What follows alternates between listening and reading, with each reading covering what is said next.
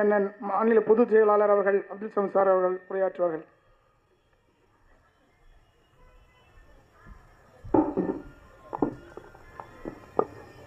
பிஸ்மில்லாஹிர்ரஹ்மானிர்ரஹீம்.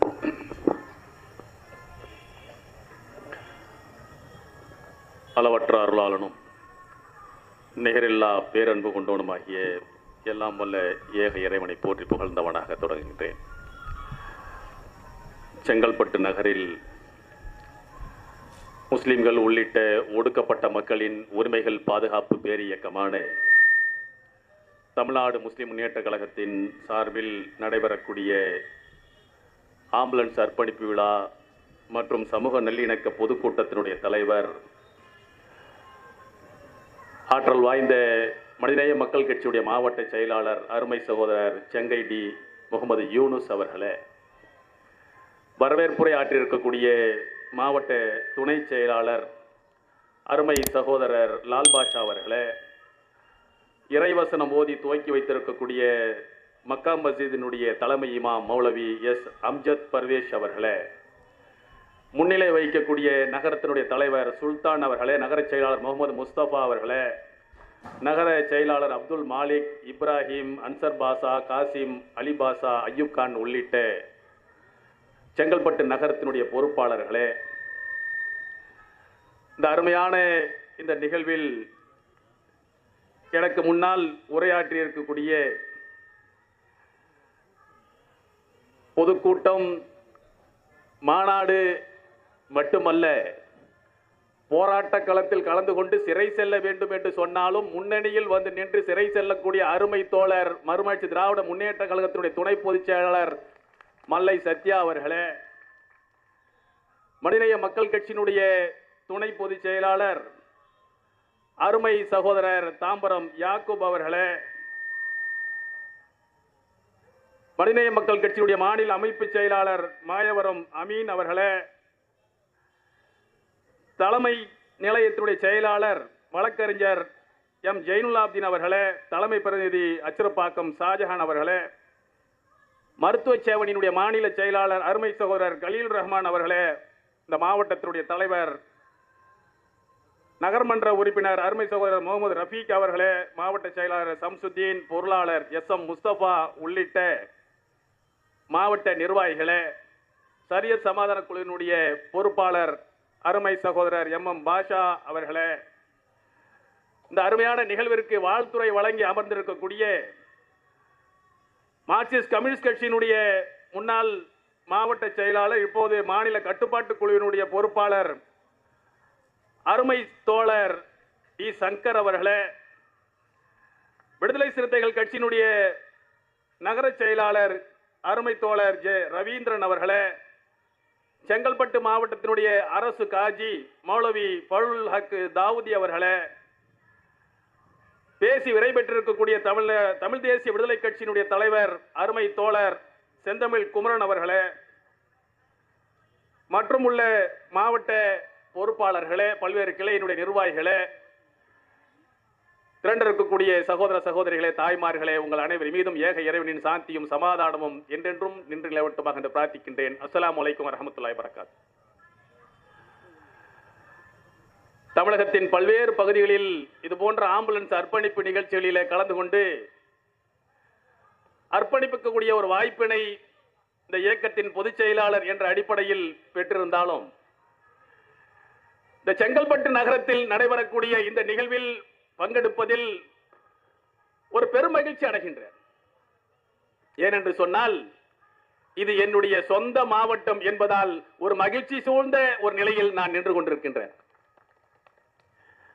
அடுத்து இன்னொன்று,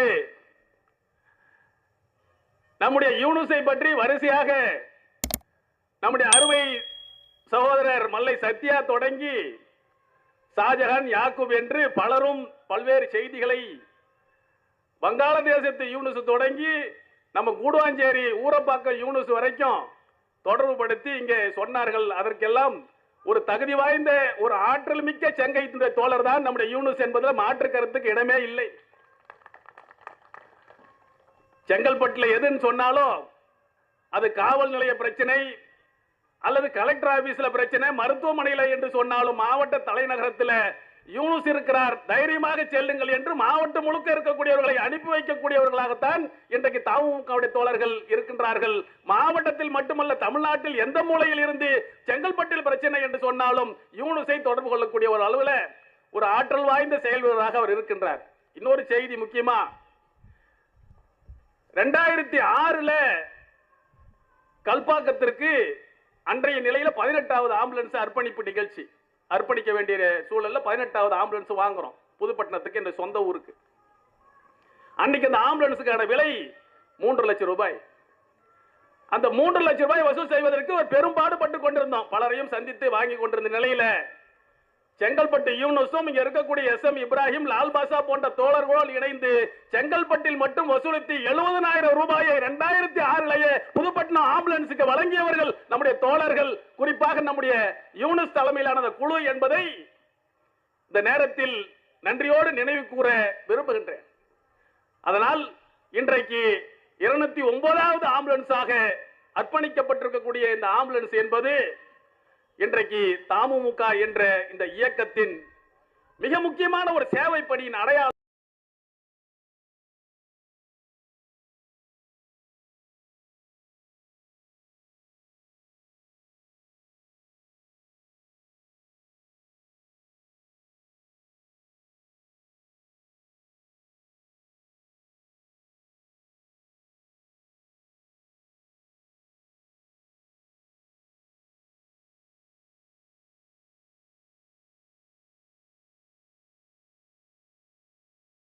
சேவை பணி என்கின்ற அடிப்படையில் நாம் செயல்பட வேண்டும்.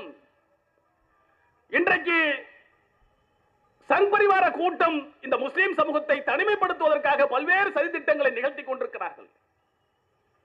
முஸ்லிம்களோடு மற்ற மக்கள் இணைந்து விடக்கூடாது, அவர்களோடு உறவு பாராட்டக்கூடாது. எனவே அவர்களை தனிமைப்படுத்தக்கூடிய சதிகள் நடக்கக்கூடிய இந்த காலகட்டத்தில் நம்முடைய தொப்புள் கொடி உறவுகளான அனைத்து மக்களுக்கும் சேவை ஆற்றக்கூடிய ஆம்புலன்ஸ் போன்ற சேவை பணிகளையும் தமுக செய்யும் என்ற முடிவை ஒரு 2 ஆண்டு காலத்தில் 95 தொடங்கினோம் என்றால் ஒரு 97 காலகட்டத்திலேயே இந்த பணிகளை நாம் தொடங்கிவிட்டோம். இன்றைக்கு 209வது ஆம்புலன்ஸ் இயங்கிக் கொண்டிருக்கிறது. அதைத் தொடர்ந்து இந்த மக்களுடைய அரசியல் உரிமைகளை மீட்டெடுக்க வேண்டும். அரசியல் இல்லாமல் இந்த தேசத்தில் எதுவும் இல்லை. அரசியல் தான் அனைத்தையும் தீர்மானிக்கக்கூடிய சக்தியாக இருக்கிறது. இன்றைக்கு நீங்கள் உரிமையுள்ள மக்களா அல்லது உரிமையற்ற மக்களா என்பதை தீர்மானிப்பது இன்றைக்கு நாடாளுமன்றங்களும் சட்டமன்றங்களும் தான். அப்ப நாடாளுமன்றத்தையும் சட்டமன்றத்தையும் புறக்கணித்து விட்டு நீங்கள் ஒரு நாட்டினுடைய குடிமக்களாக, உரிமையுள்ள குடிமக்களாக வாழ்ந்துவிட முடியாது என்ற காரணத்தால் தான் 2009 மனிதநேய மக்கள் கட்சி என்கின்ற ஒரு அரசியல் பேரியக்கத்தை நாம் உருவாக்கினோம். தமுகவினுடைய உரிமை மீட்பு போராட்டமாக இருந்தாலும் சரி, அதனுடைய சேவை பணிகளாக இருந்தாலும் சரி, மனிதநேய மக்கள் கட்சியினுடைய அரசியல் பணிகளாக இருந்தாலும் சரி, சட்டமன்ற பணிகளாக இருந்தாலும் சரி, அனைத்தும் எதை அடித்தளமாக கொண்டிருக்கிறது என்று சொன்னால் மனிதநேயம் என்கின்ற அந்த உன்னதமான கோட்பாட்டை தான், மனிதநேயத்தை தான் அடிப்படை கோட்பாடாக இன்றைக்கு கொண்டிருக்கிறது என்பதுதான் உண்மை. ஒரு மனிதன் பாதிக்கப்படுகிறான் என்று சொன்னால், திட்டமிட்டு நசுக்கப்படுகிறான் என்று சொன்னால் அவனுக்காக குரல் எழுப்புவது, காவல்துறையினால் ஒடுக்கப்படுகிறான் அல்லது பொய் வழக்கில் கைது செய்யப்படுகிறான் என்று சொன்னால் அவனுக்காக போராடுவது, அவனை மீட்டெடுப்பது, இது ஒரு மனிதநேய பணி. விபத்தில் சிக்கிக் கொண்டவனுக்கு விபத்திற்கு சிகிச்சை அளிப்பது, அவன் உயிரை காப்பாற்றுவதற்காக உதவுவது ஒரு மனிதநேய பணி. அதே போன்று பாதிக்கப்படக்கூடிய ஒடுக்கப்பட்ட மக்களுடைய உரிமைகளுக்காக சட்டம் இயற்றக்கூடிய சட்டமன்றத்தில் நாம் குரல் எழுப்புவதும் ஒரு மனிதநேய பணி. மனிதநேயம் தான் இந்த அனைத்து செயல்பாடுகளுக்கும் அடித்தளம் என்பதை இந்த இயக்கத்தினுடைய செயல்பாடுகளை உற்று கவனிப்பவர்களுக்கு அனைவரும் தெரிந்து வைத்திருக்கின்றோம். ஆக ஒரு மனிதநேயத்தை தான் இந்த இயக்கம் தொடர்ந்து செயல்படுத்திக் கொண்டிருக்கிறது, தொடர்ந்து செயல்படுத்தும். பிரச்சனை யாருக்கும் மனித நேயத்தை இன்றைக்கு மக்களுக்கு சொல்லி மனிதநேய பணிகளை செய்யக்கூடிய நமக்கும் மனிதநேயத்துக்கு எதிரான சங்கி கூட்டத்துக்கும் தான் இன்னைக்கு போராட்டமே. இன்னைக்கு நாடாளுமன்ற தேர்தல் நடந்து முடிந்தது.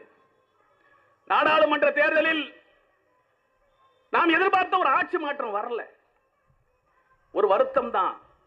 ஆனால் கட்டுப்பாடற்ற கடிவாளம் இல்லாத குதிரையாக இருந்த பாஜகவை இன்றைக்கு கடிவாளம் போட்டு பிடித்து நிறுத்தியிருக்கிறோம் என்று சொன்னால் இன்றைக்கு நம்முடைய வாக்குகள் தான் அதுக்கு மிக முக்கியமான காரணம். கடிவாளம் போட்டு தீர்த்துட்டோம்.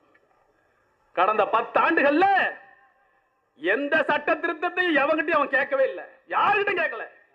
தாந்தோட்டித்தனமாக விவசாயிகளுக்கு எதிரான வேளாண் திருத்த சட்டம் 3 சட்டத்தை கொண்டு வந்து நாடாளுமன்றத்தில் நிறைவேற்றி ஓராண்டு காலம் அந்த விவசாய பெருங்குடி மக்கள் அந்த டெல்லி மாநகரத்தில் போராடினார்கள். 700 உயிர்கள் அந்த களத்திலே மாண்டு போனது. ஒரு மத்திய அமைச்சருடைய மகனே வாகனத்தை ஏற்றி 4 பேரை கொலை செய்த கொடூரமான பாதகங்களை நிகழ்த்திய போதும் போராட்டம் ஓயவில்லை.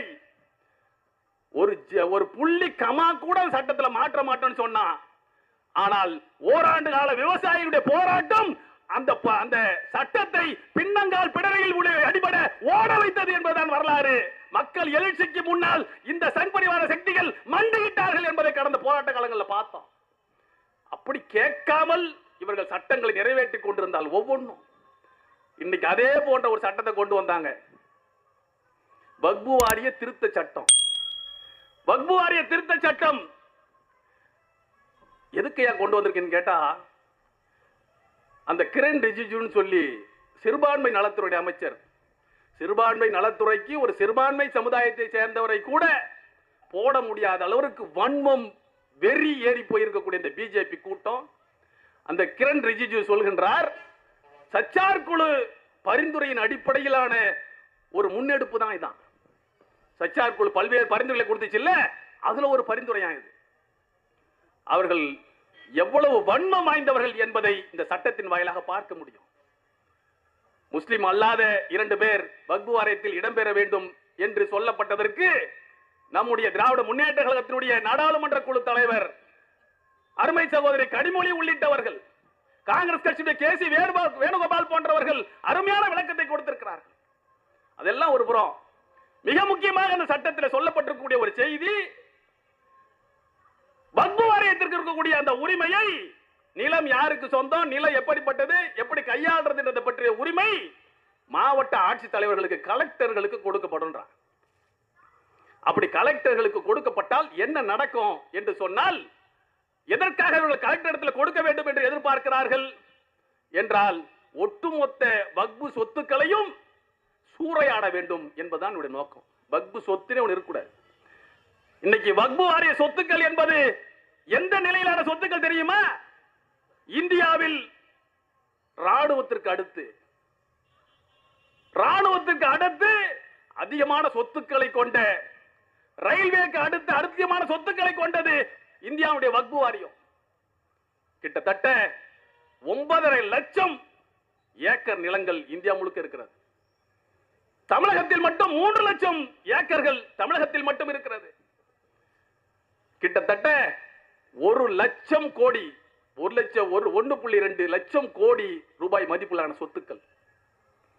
அந்த சொத்துக்களை அபகரிப்பதற்காக, வக்பு வாரியத்தை நீர்த்து போக செய்வதற்காக வேண்டிதான் இந்த சட்டத்தை கொண்டு வராங்க. இந்த மக்கள் குடியுரிமையற்றவர்களாக எந்த விதமான நிராதரவான ஒரு நிலையில் இந்த மக்கள் நிறுத்தணும். முஸ்லிம் சமூகத்தை ஒரு அடிமைகள் என்று சொன்னால் அப்படிப்பட்ட நிலையில கொண்டு போய் நிறுத்தணும். எந்த விதமான பிடிமானம் அவர்கள் இருக்கக்கூடாதுன்னு சொன்னா ஒன்னொன்னா கொண்டு வந்தான். சிஏஏ மேற்கொண்டு எல்லாம் வந்தாச்சு. இப்ப கடைசியாக இருக்கக்கூடிய இந்த வக்பு வாரிய சொத்துக்களையும் அபகரிக்கணும்ன்ற திட்டம். ஒரு அதிர்ச்சிகரமான செய்தி என்ன தெரியுமா? தமிழ்நாட்டில் 3 லட்சம் ஏக்கர் இருக்குன்னு சொன்னல, 30% வக்பு சொத்துக்கள் தமிழகத்திலேயே அரசு பொறுப்புகளா மாத்திருக்கான். தமிழ்நாட்டில் கடந்த எடப்பாடியினுடைய ஆட்சி, அதுக்கு முன்னால் இருந்த இந்த 10 ஆண்டுகள்ல பெருவாரியான நம்முடைய சொத்துக்கள், வக்பு வாரிய சொத்துக்கள் அரசு நிலங்களாக மாற்றப்பட்டிருக்கு. நேற்றைய தினம் கூட கள்ளக்குறிச்சியில் அது பிரச்சனை சம்பந்தமாக தான் போய் வந்தேன். இளவரசனார் கோட்டை ஒரு கோட்டை, ஒரு ஏரியா இருக்கு. அங்க அந்த பள்ளிவாசலுக்கு சொந்தமான நவாப்பு குளம் 5 ஏக்கர், நவாப்பு குளம், அடக்கஸ்தலம், தர்கா எல்லாம் இருக்கு. குளம் இருக்கு, இப்பவும் இருக்கு குளம். அந்த குளத்துல ஊராட்சி மன்ற நிதி வழங்கி அதுக்கு கல்வெட்டுலாம் கட்டிருக்காங்க, ரிவேட்மெண்ட்லாம் வச்சிருக்காங்க. கல்நாடி பஞ்சாயத்து ரோடு இத்தனை லட்சம் ரூபாய் நிதி ஒதுக்கப்பட்டிருக்கிற குறிப்புலாம் இருக்கு, கல்வெட்டுலாம் இருக்கு. ரெக்கார்டு எடுத்து பார்த்தா நவாப்பு குளமே இல்லை, நத்தம் புறம்போக்குன்னு இருக்கு. நத்தம் அரசு நிலம் இருக்கு ரெக்கார்ட்ல. நவாப்பு குளம் என்பதை மாற்றி இருக்கிறார்கள். இதை மாற்றிட்டு முஸ்லிம் பெயர் தாங்கி ஒருத்தனை வைத்து அங்க கொட்டை போட வைத்து கொட்டகைகளை அமைத்து நிலத்தை அபகரிப்பதற்கு ஒரு சில சதி வேலைகள் நடக்குது. இதை அறிந்து போன வருஷத்திலிருந்து கள்ளக்குறிச்சி மாவட்டத்தின் தலைவர் பசுல் தலைமையில் பல்வேறு பிரச்சனைகளை முன்னெடுக்கிறார்கள். கடந்த வருடம் அப்போதைய ஆட்சித் தலைவரை பார்த்து நானே மனு கொடுத்திருக்கிறேன். ஆனால் ஓராண்டுகளாக ஒண்ணுமே நடக்கல. இப்ப நேற்றைய தினமும் கொண்டு போய் மீண்டும் மனு கொடுக்கிறோம், இப்படி மாற்றிருக்கிறது என்று. அதே போன்று இன்னொரு இடம் பக்கத்தில் தியாகதுருகம் என்கின்ற ஒரு இடத்துக்கு பக்கத்தில் இருக்கக்கூடிய ஒரு ஊர் சித்தலூர். அங்க பார்த்தா 18 ஏக்கரா பள்ளிவாசல் தர்கா எல்லாம் இருக்கு. அதுல பள்ளிவாசல் தர்கா இருக்கக்கூடிய இடத்தை மட்டும் ஒரு 3.5 ஏக்கரா விட்டுட்டு 15 ஏக்கராவை அரசு புறம்போக்காக அறிவித்திருக்கிறார்கள். அங்க ஒரு அரசு கட்டிடமும் கட்டப்பட்டிருக்கிறது. ஒரு 5 பிரச்சனைகள் இதே போன்று வரிசைப்படுத்தி நேற்று கலெக்டர் கொடுத்திருக்கிறோம், பார்க்கிறோம் சொல்லியிருக்காங்க. தமிழ்நாட்டினுடைய நிலைமை இதுதான். அப்புறம் ஆய்வு செய்யப்பானா 30% இடங்கள் இப்படி அரசு புறம்போக்குகளாக வக்பு வாரியத்தினுடைய சொத்துக்கள் மாற்றப்பட்டிருக்கக்கூடிய தமிழ்நாட்டில் சொன்னா வட மாநிலங்களுடைய நிலைமை என்ன? வட மாநிலத்தில் என்ன செய்யறாங்க தெரியுமா? பிப்ரவரி மாசம், இந்த வருடம் பிப்ரவரி மாசம் உத்தரகாண்ட்ல ஒரு பள்ளிவாசலையும் மதரசாவையும் ஆக்கிரமிக்கப்பட்ட இடத்துல கட்டியிருக்கிறாங்கன்னு சொல்லிட்டு இடிச்சாங்க. உங்களுக்கு எல்லாம் மறந்திருக்காது. அதை எதிர்த்து மக்கள் மிகப்பெரிய போராட்டத்தை நடத்தினார்கள். துப்பாக்கி சூடு நடத்தப்பட்டு 4 பேர் இறந்து போனார்கள், 60 பேர் காயமுற்றார்கள். மிகப்பெரிய போராட்டம். ஆக்கிரமிக்கப்பட்ட இடத்துல இருக்கக்கூடிய பள்ளிவாசலையும் மதரசாவையும் இடித்ததற்காக வேண்டி போராட்டமா என்று இங்க இருக்கக்கூடிய ஒரு சில சங்கி சக்திகள்லாம் பேசினா எழுதுனா. என்ன உண்மை நிலைமை தெரியுமா? இப்ப நான் சொன்னேன்ல, வக்பு சொத்துக்களை அரசு நிலங்களாக மாற்ற வேண்டியது, அப்புறம் அந்த பள்ளிவாசல போய் இடிக்க வேண்டியது. இடிக்கும் போது இது கவர்மெண்ட் லேண்ட், ஆக்கிரமிச்சு நீ கட்டி இருக்கிற, எனவே பள்ளிவாசல் இடிக்கிறோம் மதரசாவை இடிக்கிறோம் சொல்லி உத்தரப்பிரதேசத்திலும் மகாராஷ்டிராவிலையும் இடிக்கிறான். அவனுடைய நோக்கம் என்னவென்று சொன்னால், முஸ்லிம்களுடைய அடையாளம் பாபர் மஸ்ஜித் என்கின்ற அந்த பள்ளிவாசலை இடித்தது மட்டுமல்ல, இந்தியாவில் இருக்கக்கூடிய எல்லா பள்ளிவாசல்களையும் தர்காக்களையும் இடிக்க வேண்டும் என்பதுதான் நோக்கம். அதற்கு இந்த வக்ஃப் வாரியம் தடையாக இருக்கிறது.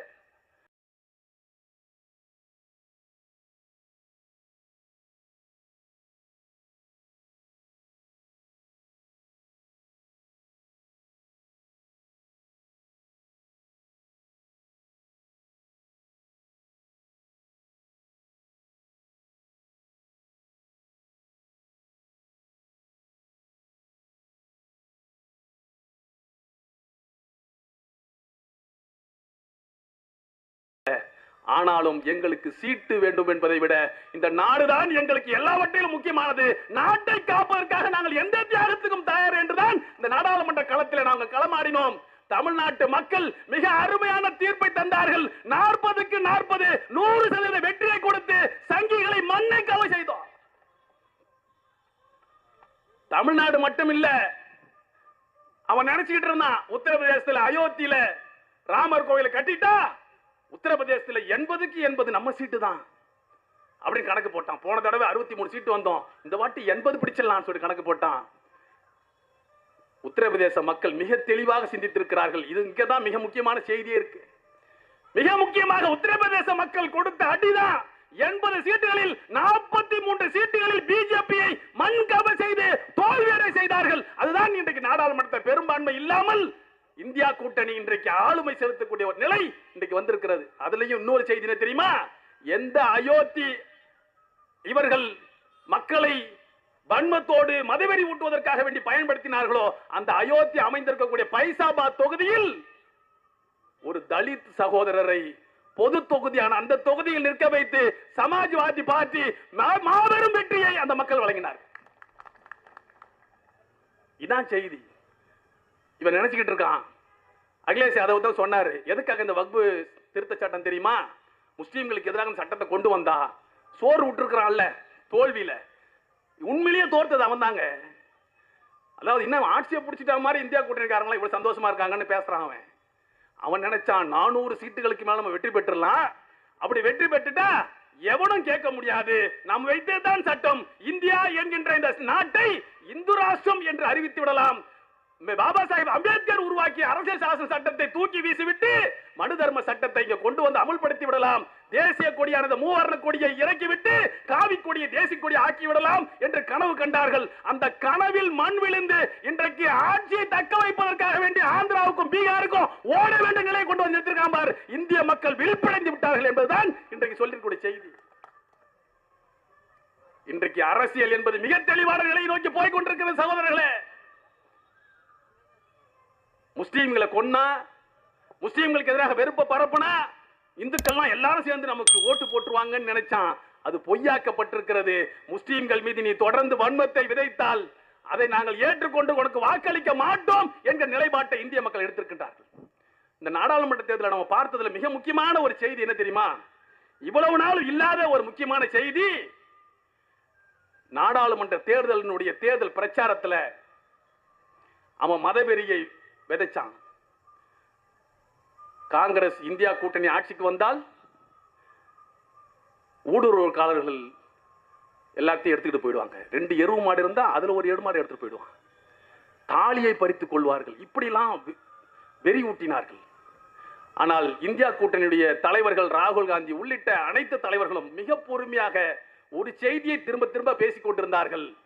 அது என்னவென்று சொன்னால், இந்தியா முழுக்க இருக்கக்கூடிய அனைத்து மக்களுக்குமான ஒரு வளர்ச்சியை கொண்டு வர வேண்டும், சாதி வாரி கணக்கெடுப்பை இந்தியாவில் நடத்த வேண்டும் என்ற அந்த கோரிக்கையை நாங்கள் நடைமுறைப்படுத்துவோம் என்ற ஒரு செய்தியை இந்தியா கூட்டணி சொல்லிச்சு. சாதி வாரி கணக்கெடுப்பு சாதாரண விஷயம் இல்லை. இன்றைக்கு மதவெறியை ஊட்டி முஸ்லீம்களுக்கு எதிரான இவர்கள் நடத்தக்கூடிய இந்த வன்முறை வெறியாட்டத்தின் மூலமாக எதை செய்து கொண்டிருக்காங்க தெரியுமா? இந்தியாவுடைய பெரும்பான்மை மக்களுடைய வாழ்வாதாரத்தை அழித்துக் கொண்டிருக்கிறார்கள். வட மாநிலங்கள் எப்படி இருக்கிறது, தமிழ்நாடு எப்படி இருக்கிறது என்ற ஒப்பீட்டாக நீங்க பார்த்தீங்கன்னு சொன்னாலே இன்றைக்கு இவர்கள் யார் என்பதை நம்ம நன்றாக புரிந்து கொள்ள முடியும். தமிழ்நாட்டில் கல்வியில நாம் வளர்ந்திருக்கின்றோம். பல்வேறு தொழில்துறைகளை கல்வியை இன்றைக்கு தமிழ்நாடு வளர்ந்திருக்கிறது. வேலை வாய்ப்புல ஒப்பீட்டளவில் தமிழ்நாடு வளர்ந்திருக்கிறது. இன்னைக்கு தமிழ்நாட்டுக்கு ஆயிரக்கணக்கில் அல்ல லட்சக்கணக்கில் இன்றைக்கு வட மாநிலத்தை சேர்ந்தவங்க இங்க வர்றான். ஒவ்வொரு ரயில்வே ஸ்டேஷன்லயும் பார்த்தோம் சொன்னா மிகப்பெரிய அளவுல ஆயிரக்கணக்கான வட மாநில இளைஞர்கள் வந்து குவிகிறார்கள். அவர்கள் என்ன பட்டதாரிகளா, பெரிய செல்வந்தர்களா? சுரண்டுவதற்காக ஒரு சில பேர் வரான் ஒரு ஊருக்கும். அந்த சுரண்டல் பேர்வழியை பத்தி பேசல. அடுத்த வேளை சாப்பாட்டுக்கு வழி இல்லாமல் ஒரு 200 ரூபாய் சம்பளம் தமிழ்நாட்டில் கூட கிடைப்பது என்பதற்காக வேண்டி இன்றைக்கு கிட்டத்தட்ட 1 கோடி பேர் இன்றைக்கு தமிழ்நாடு முழுக்க வந்து நிறைஞ்சிருக்காங்க. அந்த வறுமைக்கும் வேலை வாய்ப்பின்மைக்கும் கல்வி இல்லாமல் அந்த மக்கள் அந்த நிலைக்கு ஆளாக்கப்பட்டதற்கும் இந்த பிஜேபியினுடைய கொள்கைகள் தான் மிக முக்கியமான காரணம். அதை விட மனு தர்மத்தை தூக்கி பிடித்து பார்ப்பனிய உயர் ஜாதி தத்துவத்தை நிலைநிறுத்துவதற்காக இவர்கள் செய்யக்கூடிய அட்டூழியங்கள் தான் இதற்கெல்லாம் மிக முக்கியமான காரணம். அப்ப இன்றைக்கு தாழ்த்தப்பட்ட மக்கள் இந்த மண்ணில எப்படி வாழ்ந்து கொண்டிருக்கிறான்? 75 வருட இந்தியாவுடைய சுதந்திரம் அவனுக்கு பலன் தந்திருக்கா?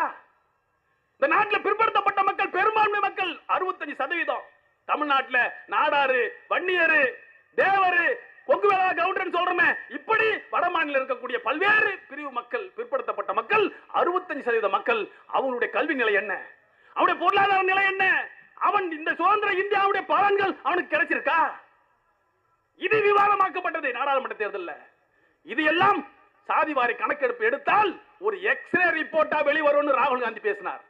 எக்ஸ்ரே ரிப்போர்ட், உடலுக்குள்ளார என்ன நோய் இருக்குது என்பதை, எந்த எலும்பு நொறுங்கி இருக்கு, என்ன மாதிரியான பிரச்சனைகள் இருக்கு என்பதை எப்படி எக்ஸ்ரே ரிப்போர்ட் சொல்லுமோ அப்படி இந்த 75 ஆண்டுகள சுதந்திர இந்தியாவில் எந்த மக்கள் உயர்ந்திருக்கிறான், எந்த மக்களுக்கு கல்வியும் வேலை வாய்ப்பும் கிடைக்காமல் இன்னமும் அடித்தட்டில் அழுந்து கிடக்கிறான் என்பதை அந்த சாதிவாரி கணக்கெடுப்பு சொல்லணும்னு சொன்னான். இதை கேட்கறதே எவ்வளவு பெரிய அசிங்கம் தெரியுமா? 1931 தான் வெள்ளக்காரன் எடுத்தான் சாதிவாரி கணக்கெடுப்ப. சென்சஸ் தாங்க என்ன நிலைமை சொல்லும், ஆய்வுகள் முடிவுகள் தான் சொல்லும். அதுக்கு மக்கள் தொகை கணக்கெடுப்பு எடுக்கிறோம். மக்கள் தொகை கணக்கெடுப்பு இந்த ஆட்சியில் எடுக்கப்படல. கொரோனாவை காரணம் காட்டி தள்ளி போட்டான். இதுவரைக்கும் 2021 எடுக்க வேண்டிய சென்சஸ் 24 ஆகியும் எடுக்கப்படல. அதுக்கு பதிலா என்ன எடுக்க போறானா? சிஏஏ குடியுரிமை திருத்த சட்டத்தை கொண்டு வந்து என்ஆர்சி என்பிஆர் சொல்லி முஸ்லீம்களை குடியுரிமை அற்றவர்களாக மாற்றுவதற்கு ஒரு சதியை இப்படி கொண்டு வரான். இது இல்லடா மேட்ரு, பிரச்சனை அது இல்ல. சாதிவாரி கணக்கெடுப்பை எடு. இந்த நாட்டுடைய பெரும்பான்மை மக்கள் ஏன் சுரண்டப்படுகிறார்கள் என்ற உண்மையை சொல்லு. இதோட ராகுல் காந்தி இன்னொரு செய்தியை கேட்டார். 90 பேர் இருக்கான் பிரதமருக்கு கீழே மிக முக்கிய உயர்ந்த செயலாளர்கள் மட்டத்தில் 90 பேர் இருக்காங்க. அவர்கள் தான் இந்தியாவுடைய பொருளாதாரத்தை, இந்தியாவுடைய எல்லா நிலைகளையும் கட்டமைப்பவர்கள். எல்லா துறைக்கும் அவன் தான் முக்கியம். இந்தியாவே அவன் கையில தான் இருக்கு. இந்த 90 பேர்ல 3 பேர் மட்டும்தான் பிற்படுத்தப்பட்ட சமுதாயத்தை சேர்ந்தவன். தாழ்த்தப்பட்டவர்கள் இல்லை, சிறுபான்மை மக்கள் இல்லை. மீதி 87 பேர் யாரான்னு சொன்னா எல்லாம் பூணூல், எல்லாம் உயர் ஜாதி பார்ப்பனிய பனியா கூட்டத்தை சேர்ந்தவர்கள் மட்டும்தான். 87% பேர் இருக்கான்னு சொன்னா எப்படி நீதி கிடைக்கும் என்ற கேள்வியை ராகுல் காந்தி முன்வைத்தார். இந்த உண்மைகளை பேசுவதற்கு ஊடகங்கள் முன்வராததுக்கு காரணம் என்ன? ஊடகங்களை பார்த்து கேள்வி கேட்டார் ராகுல் காந்தி. உங்கள எத்தனை பேர், ஊடகங்களை பார்த்து அப்படியே கேட்கிறார், உங்கள எத்தனை பேர் தாழ்த்தப்பட்ட பழங்குடி மக்கள் எஸ்டி எத்தனை பேர் கையை உயர்த்துங்க? ஒருத்தர் இல்ல. எஸ்சி சொல்லு கையை உயர்த்து, இல்ல. ஓபிசி சொல்லு கையை உயர்த்து, ஒருத்தர் இல்ல. சிறுபான்மை சமுதாயம் சேர்ந்த ஒருத்தர் கையை தூக்கு, ஒரு ஆள் இல்ல. அப்ப ஊடகங்கள் எல்லாம் உயர் ஜாதியை சேர்ந்தவருடைய கட்டுப்பாட்டில் தான் இருந்து கொண்டிருக்கிறது. அப்ப எப்படி இந்த உண்மைகள் வெளிவரும்? எப்படி வெளிவரும்? இப்ப இந்த பட்ஜெட்ல தமிழ்நாடு புறக்கணிக்கப்பட்டது, தமிழ்நாடு என்ற பெயரே இல்லை என்பது ஒரு பக்கம். ஆனா இந்தியாவில் பெரும்பான்மை மக்களுக்கான வாய்ப்புகள் இந்த பட்ஜெட்ல புறக்கணிக்கப்பட்டிருக்கிற செய்தியை இதே ராகுல் காந்தி முன்வைத்தாரா இல்லையா?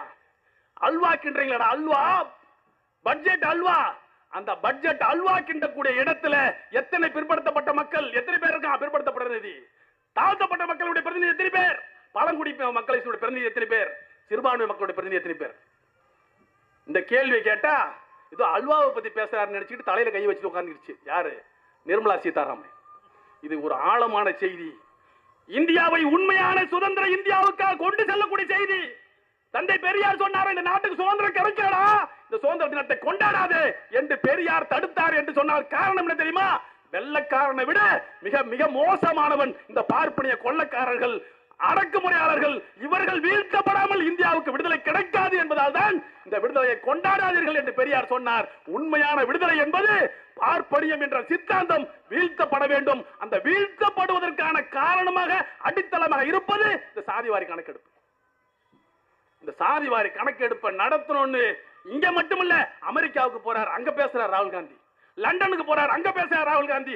ஏன் ராகுல் காந்திக்கு எதிராக இவ்வளவு வன்மத்தோடு பேசுறான்னு சொன்னா, ராகுல் காந்தி முக்கியமான இடத்துல கை வச்சிருக்கார்.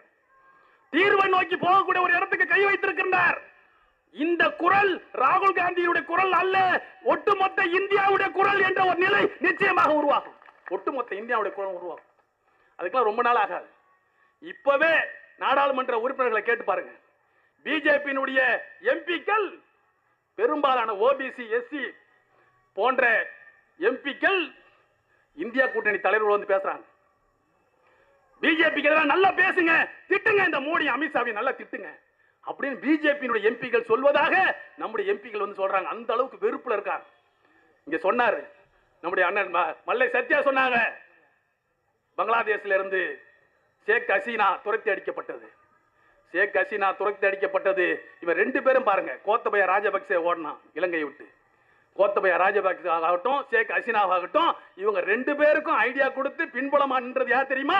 இந்த மோடி கூட்டம் தான்.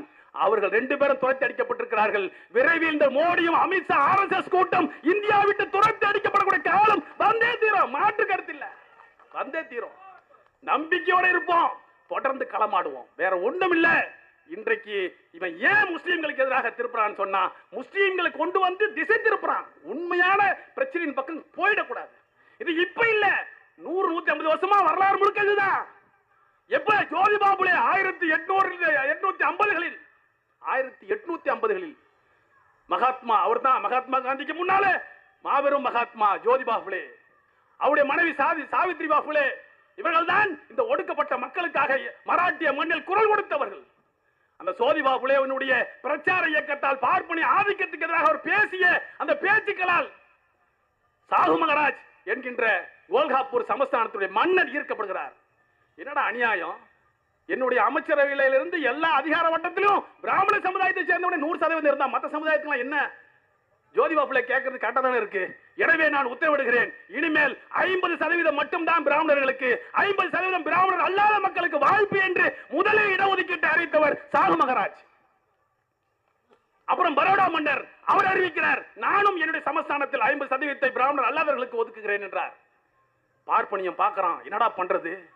இப்படி இது இந்தியா முழுக்க போனால் நாம் மீண்டும் கைபர் போன் கணவாய் வழியாக ஆடு மாடுகளை ஓட்டிக்கிட்டு மீண்டும் நாடை விட்டு வெளியேற வேண்டிய நிலைமை வந்துருமோன்னு பார்த்தான்.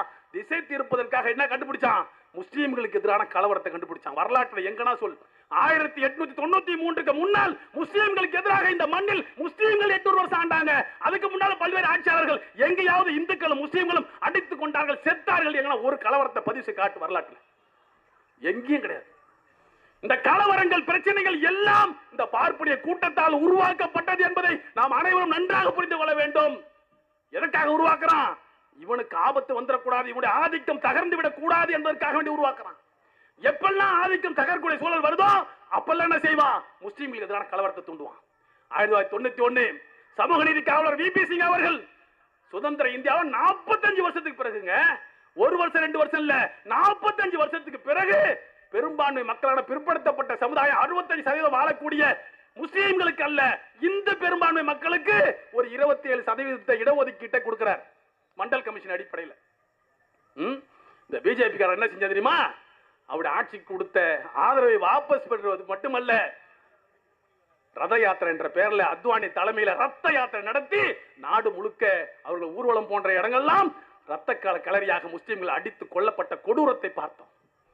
அப்ப மண்டல் கமிஷனை திசை திருப்புவதற்கு அங்கேயும் முஸ்லீம்கள் ரத்தம் சிந்தப்பட்டது, உயிர்கள் பறிபோனது என்பது வரலாறு. அப்ப இப்ப நீங்க சாதிவாரி கணக்கெடுப்புக்காக ஒரு நிலை வந்து மக்கள் முன்னே எடுக்கப்படுமே ஆனால், ராகுல் காந்திய குரல் இந்தியாவுடைய குரலாக ஒழிக்கப்படுமே ஆனால், அப்ப என்ன செய்வான்? அப்பவும் இந்த முஸ்லீம்களை தான் கொல்லுவான். நாங்க செத்துக்கிட்டு இருக்கேன்டா, நிச்சயமாக இன்னும் கூட லட்சக்கணக்கில் சாவோம், நிச்சயமாக இந்தியாவுக்கு உண்மையான விடுதலையை பெற்றுத்தராமல் ஓய மாட்டோம். அனைத்து மக்களுக்குமான விடுதலை இந்தியாவில் கிடைக்க வேண்டும் என்று சொன்னால் சாதிவாரி கணக்கெடுப்பை எடுத்து எல்லாருக்கும் கல்வி, அனைவருக்கும் அனைத்தும் என்று திராவிட மாடல் ஆட்சி சொல்றோமே, திராவிட மாடல் என்பது நம்முடைய அருமை முதல்வர் ஸ்டாலின் அவர்களுக்கு மட்டும் சொந்தமானது அல்ல, இந்த தமிழ் மண்ணுடைய அடிப்படை கோட்பாடு அதுதான். அதனாலதான் ராகுல் காந்தி மிக தெளிவா ஒரு செய்தி சொல்றார், நான் இந்தியாவை புரிந்து கொள்ள வேண்டும் என்று ஆசைப்படும் போதெல்லாம் நான் தமிழ்நாட்டை பார்க்கிறேன். தமிழ்நாடு எனக்கு இந்தியாவை பிரதிபலிக்கக்கூடிய ஒரு கண்ணாடியாக இருக்கிறது. இந்தியாவினுடைய முன்னேற்றம் என்பது தமிழ் மண்ணில் இருந்து தான் தொடங்க வேண்டும்.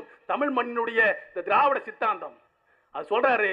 பெரியார் போன்ற ஆளுமைகளை உலகத்துக்கு தந்த ஒரு மண் தமிழ் மண். இன்றைக்கு தமிழ் மண்ணை போற்றி போல்கிறார் என்று சொன்னால் உண்மையான தீர்வை நோக்கி இன்றைக்கு இந்தியா கூட்டணி சென்று கொண்டிருக்கிறது. நிச்சயமாக இந்தியா கூட்டணி வெல்லும், இந்தியா வெல்லும், உண்மையான சுதந்திரம் இந்தியாவுக்கு கிடைக்கும். RSS அழித்து ஒழிக்கக்கூடிய காலம் வந்தே தீரும், வந்தே தீரும். மனிதநேயம் வெல்லட்டும், வெல்லட்டும் என்று கூறி வாய்ப்புக்கு நன்றி கொள்கிறேன்.